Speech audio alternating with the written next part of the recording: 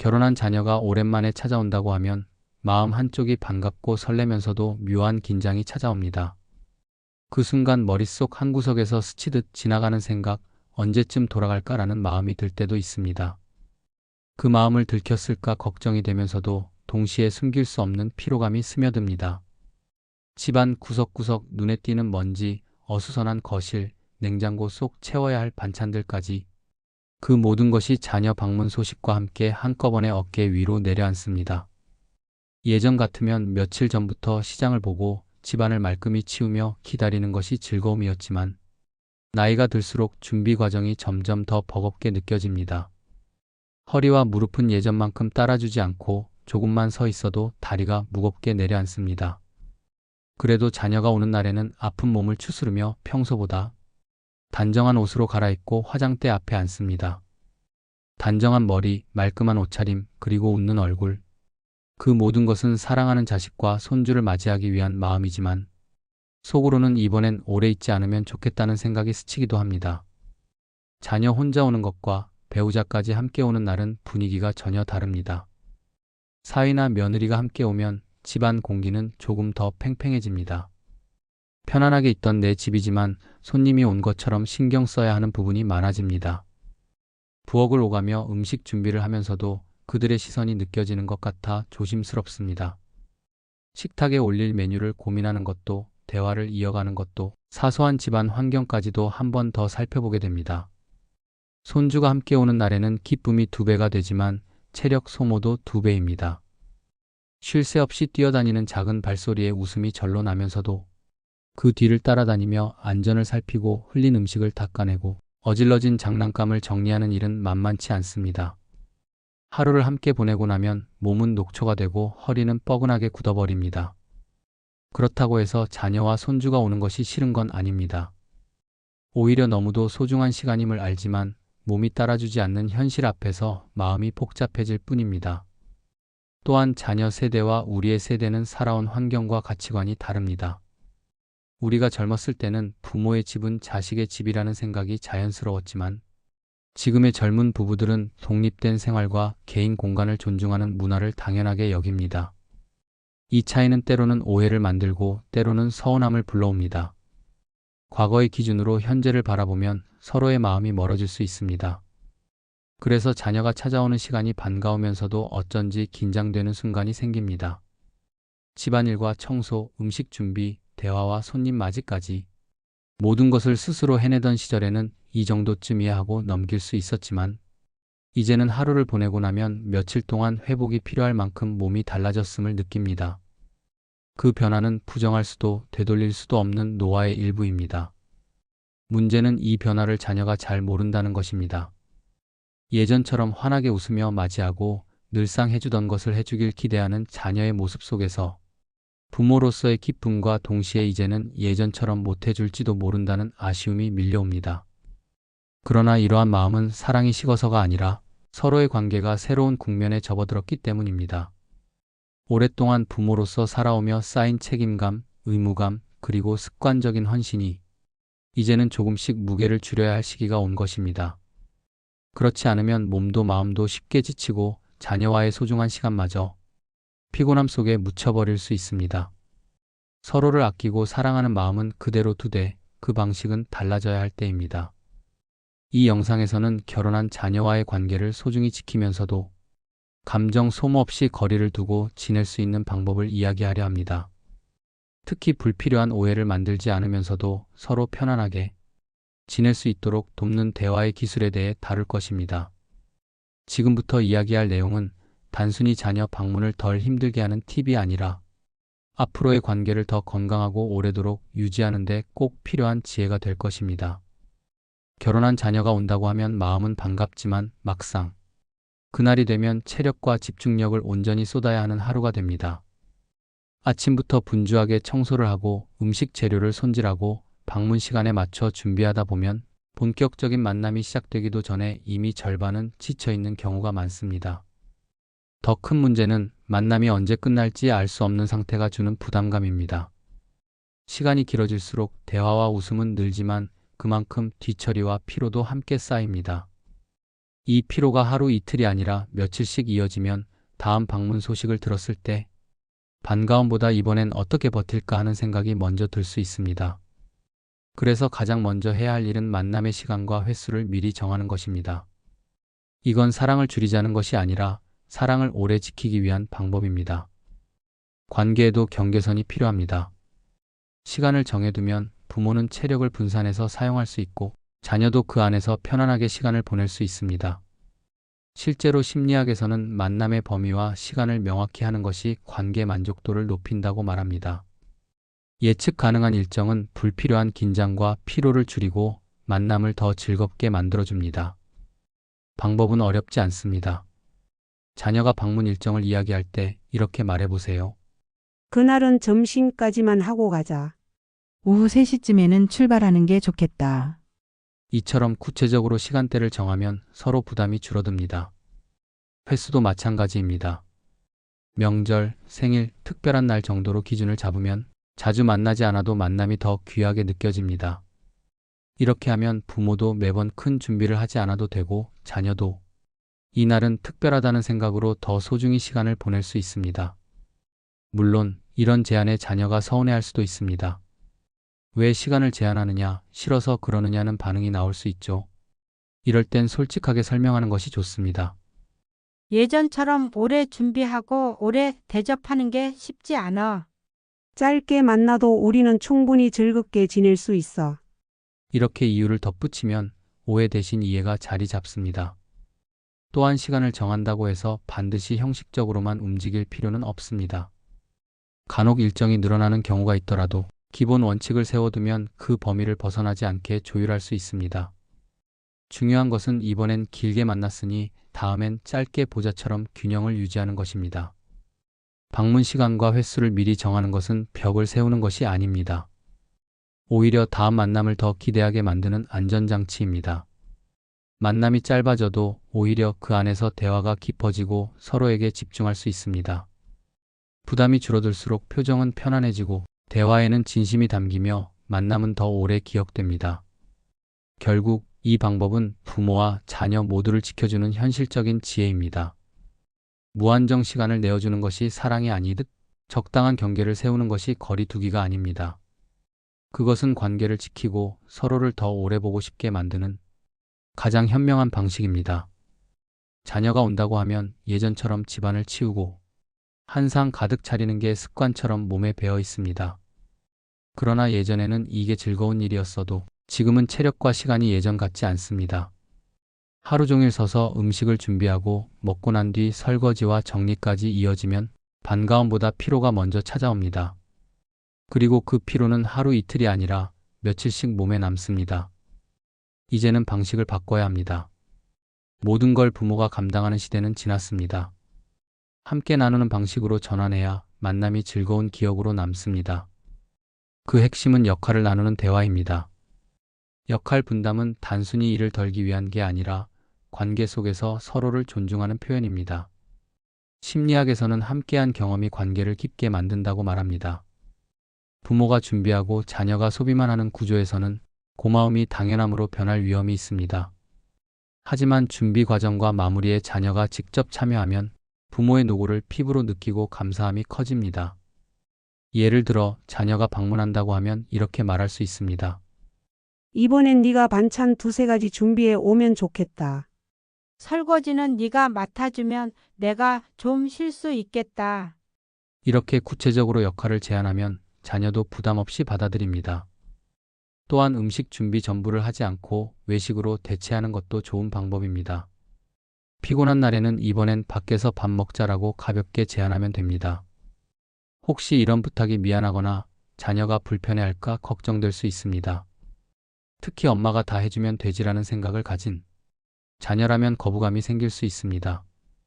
이럴 땐 이렇게 말하면 좋습니다. 내가 예전처럼 오래 서 있기가 힘들어서 같이 준비하면 더 즐겁겠네. 네가 도와주면 나도 힘이 덜 들고 우리 대화할 시간도 많아지겠지. 이렇게 함께하면 더 좋은 이유를 설명하면 거절할 이유가 줄어듭니다. 역할 분담은 집안일만 의미하지 않습니다. 손주를 데리고 오는 경우에도 일정 시간을 나누는 것이 필요합니다. 점심 전까지는 내가 볼게. 오후에는 너희가 봐라. 이렇게 시간으로 나누면 체력 소모를 줄이고 손주와 보내는 시간도 더 의미 있게 만듭니다. 이 방식은 손주 교육에도 긍정적인 영향을 줍니다. 아이들은 부모와 조부모가 함께 준비하고 치우는 모습을 보면서 집안일은 다 같이 하는 것이라는 인식을 자연스럽게 배우게 됩니다. 이건 단순한 편의가 아니라 다음 세대에게 가르쳐 줄 수 있는 중요한 생활 가치입니다. 결국 역할을 나누는 대화는 부모의 체력을 지키고 자녀의 책임감을 키우며 가족 간의 관계를 더 건강하게 만듭니다. 부모가 모든 걸 감당하지 않아도 오히려 서로가 더 편해지고 대화도 풍성해집니다. 그리고 준비와 정리에 쏟던 시간을 줄이면 그만큼 함께 웃고 이야기하는 시간이 늘어납니다. 부담은 줄고 추억은 커지는 것, 그것이 바로 역할 분담의 진짜 의미입니다. 많은 부모들이 자녀 앞에서 힘든 기색을 숨기고 여전히 예전처럼 다 해주려고 합니다. 하지만 나이가 들면 몸은 예전처럼 움직이지 않고 작은 일에도 피로가 더 쉽게 쌓입니다. 그런데 이런 상황을 말하지 않고 참다 보면 어느 순간 표정과 말투에 짜증이 묻어 나옵니다. 그 한마디, 그 한 표정이 쌓이면 자녀는 부모님이 왜 이렇게 예민해졌을까 하고 오해할 수 있습니다. 이럴 때 필요한 것이 있습니다. 바로 솔직하지만 부드럽게 표현하는 대화입니다. 이것은 힘든 마음을 그대로 쏟아내는 것이 아니라 사실을 담담하게 전하는 기술입니다. 심리학에서는 이런 대화를 I-메시지라고 부르는데 너 때문에가 아니라 내가 이런 상황이라서라고 말하는 방식입니다. 이렇게 전하면 상대가 방어적으로 반응하지 않고 오히려 이해하려는 태도를 보입니다. 예를 들어 자녀가 장시간 머물겠다고 했을 때 이렇게 말할 수 있습니다. 엄마가 요즘 허리가 안 좋아서 오래 서 있기가 힘들구나. 이번에는 내가 좀 쉬고 싶어서 짧게 만나면 좋겠다. 이 말에는 비난도 불만도 없습니다. 그저 현재의 상태를 사실대로 전하는 겁니다. 이 방식이 중요한 이유는 감정이 쌓인 뒤에 나오는 말과 미리 전하는 말은 무게가 다르기 때문입니다. 미리 부드럽게 설명하면 자녀는 불편함을 느끼지 않고 계획을 조정할 수 있습니다. 반대로 아무 말 없이 참다가 결국 날카롭게 말하게 되면 의도와 다르게 상처를 주게 됩니다. 혹시 자녀가 왜 이렇게 변했느냐? 전에는 다 해줬잖아 하고 서운해할 수도 있습니다. 이럴 때는 솔직하게 답하면 됩니다. 예전엔 힘이 있었는데 이제는 체력이 예전 같지 않구나. 너희랑 있는 시간이 좋지만 내가 편해야 더 오래 함께 할 수 있을 것 같아. 이렇게 말하면 자녀도 변화를 이해하고 받아들일 가능성이 높습니다. 솔직한 대화는 단순한 고충 전달이 아니라 관계를 지키는 최소한의 장치입니다. 특히 노년기에는 몸과 마음의 한계를 인정하고 그것을 가까운 사람에게 정확하게 알리는 것이 건강한 관계를 만드는 첫걸음입니다. 말하지 않으면 상대는 절대 알 수 없습니다. 우리의 침묵은 배려가 아니라 오해의 씨앗이 될 수 있습니다. 또 한 가지 솔직함과 부드러움은 동시에 가야 합니다. 너희는 도와주지도 않고 이런 말은 비난이 되어버리지만 네가 조금만 도와주면 내가 훨씬 편할 것 같다는 말은 부탁이 됩니다. 단어 하나의 차이가 자녀의 마음을 열기도 하고 닫기도 합니다. 이렇게 미리 그리고 부드럽게 표현하는 습관을 들이면 만남이 훨씬 편안해집니다. 자녀는 부모가 힘들어 보이는데도 아무 말 없이 참고 있다가 갑자기 폭발하는 모습을 보지 않게 됩니다. 부모는 더 이상 무리하지 않고 자녀는 부담 없이 도움을 줄 수 있습니다. 결국 솔직하지만 부드러운 대화는 부담을 줄이고 사랑을 오래 지키는 힘입니다. 말하지 않으면 오해가 커지고 미리 말하면 배려가 커집니다.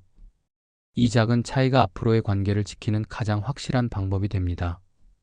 결혼한 자녀가 방문한다고 하면 대부분의 부모는 예전처럼 집안 구석구석을 말끔히 치우고 한상 가득한 음식을 차립니다. 이건 오랫동안 몸에 밴 습관이지만 나이가 들수록 그 과정이 점점 더 버겁게 느껴집니다. 하루 종일 청소하고 장 보고 요리하고 손님이 간 뒤 정리까지 하면 몸은 녹초가 되고 다음 날까지 피로가 이어집니다. 문제는 이렇게 완벽하게 준비하지 않아도 자녀는 부모와 함께하는 시간을 충분히 즐길 수 있다는 점입니다. 오히려 부모가 무리하는 모습을 보면 자녀도 마음이 편치 않습니다. 그래서 이제는 발상을 바꿔야 합니다. 방문 전 준비를 간소화하는 겁니다. 간소화는 게으름이 아니라 더 의미 있는 시간을 위해 에너지를 아끼는 지혜입니다. 심리학적으로도 사람은 물리적 환경보다 그 안에서 느끼는 감정과 교류를 더 오래 기억한다고 합니다. 깨끗한 집, 완벽한 상차림보다 편안하게 웃으며 대화한 시간이 훨씬 더 오래 남습니다. 따라서 집안을 어느 정도 생활하는 그대로 두고 꼭 필요한 공간만 정리하면 됩니다. 손님이 앉는 거실, 함께 식사하는 식탁, 화장실 정도만 깔끔히 정리해도 충분합니다. 음식 준비도 마찬가지입니다. 모든 반찬을 직접 만들 필요는 없습니다. 밀키트나 반조리 식품, 배달 음식을 적극적으로 활용하세요. 이렇게 하면 하루 종일 부엌에서 시간을 보내는 대신 자녀와 함께 앉아 이야기 나누는 시간이 늘어납니다. 예를 들어 밀키트를 사서 손주와 함께 조리하는 시간을 가지면 그 자체가 좋은 추억이 됩니다. 혹시 이런 준비 방식이 성의 없어 보일까 걱정될 수 있습니다. 하지만 현실은 그 반대입니다. 부모가 무리하지 않고 웃는 얼굴로 대화를 나누는 것이 자녀에게는 더 큰 선물입니다. 차려진 음식이 조금 부족해도 그 자리에 흐르는 여유와 따뜻함이 관계를 단단하게 만듭니다. 또한 준비를 간소화하면 자녀에게도 좋은 영향을 줍니다. 이번에는 우리가 반찬 사갈게요. 다음엔 제가 요리해 드릴게요. 이런 자발적인 참여가 생기고 부모와 자녀가 함께 준비하는 문화가 자리 잡습니다. 물론 완벽한 집과 한 상 가득한 음식을 선호하는 부모도 있습니다. 하지만 그 완벽함을 유지하기 위해 몸을 혹사한다면 그 대가는 건강과 기운의 소모로 돌아옵니다. 그리고 무리한 준비로 인해 만남 자체가 피곤한 기억으로 남을 수도 있습니다. 따라서 집안 환경과 준비 방식을 간소화하는 것은 단순히 편하게 하자가 아니라 더 오래, 더 자주, 더 즐겁게 만나기 위한 준비입니다. 부담이 줄어들수록 표정은 편안해지고 대화는 깊어집니다. 무리한 접대 대신 편안한 교류에 집중하는 것, 그것이 노년의 부모가 선택할 수 있는 가장 현명한 만남 방식입니다. 결혼한 자녀가 방문하는 날, 부모의 하루 일과는 종종 전부 뒤바뀝니다. 평소 하던 아침 운동도 미루고 친구와의 약속도 취소하고 하루를 자녀 일정에 맞추는 경우가 많습니다. 오랫동안 부모 역할을 하다 보면 내 시간보다 자녀 시간을 우선해야 한다는 습관이 자연스럽게 자리 잡습니다. 하지만 노년기에는 이 습관이 오히려 자신을 지치게 하고 만남의 질까지 떨어뜨릴 수 있습니다. 그래서 필요한 것이 자기 시간을 지키는 생활 습관입니다. 자녀와의 관계를 위해서라도 자신의 하루 리듬과 생활 패턴을 가능한 한 유지하는 것이 중요합니다. 내 시간을 지키는 것은 이기적인 행동이 아니라 건강하고 지속 가능한 관계를 위한 기초입니다. 심리학적으로도 사람은 자신이 통제할 수 있는 시간을 확보할 때 정서적 안정감을 느낍니다. 자녀가 온다고 해서 하루를 전부 비워주면 그 순간에는 좋아 보여도 이후에 허탈감이나 피로감이 크게 몰려옵니다.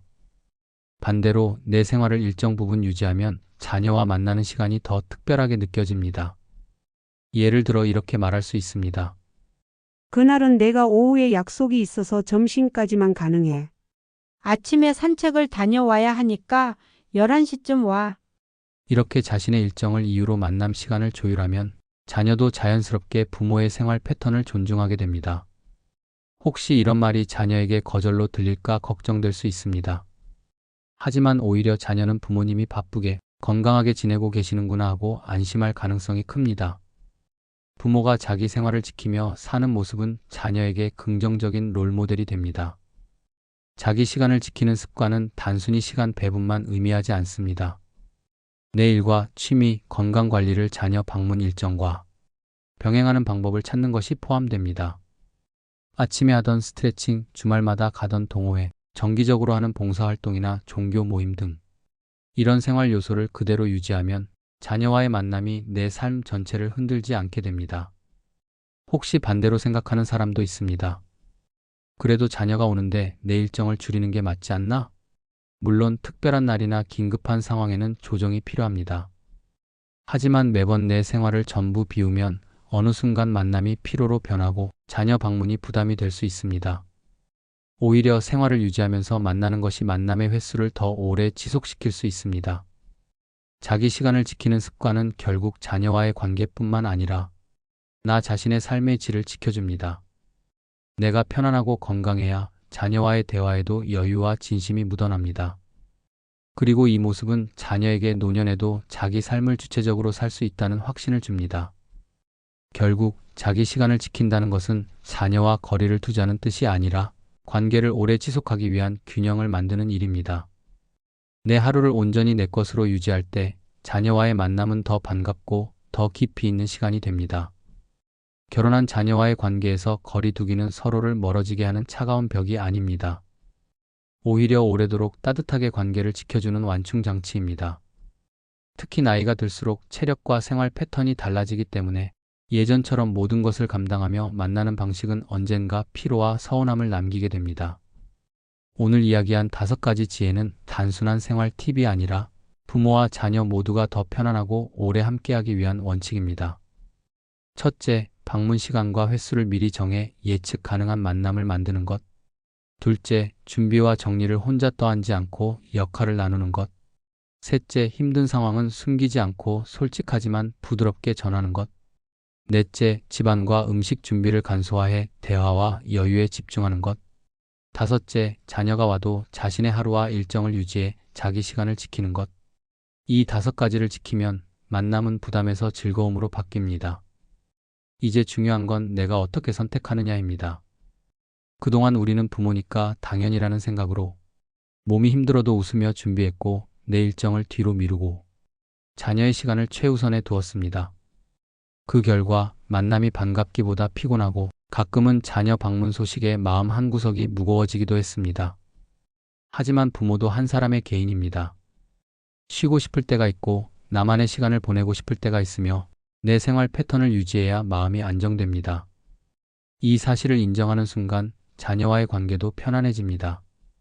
그리고 그 편안함이 오래도록 관계를 지켜주는 힘이 됩니다. 이제부터는 무리하지 마세요. 방문 시간과 횟수를 정하는 대화는 서운함을 만드는 것이 아니라 서로를 지켜주는 약속입니다.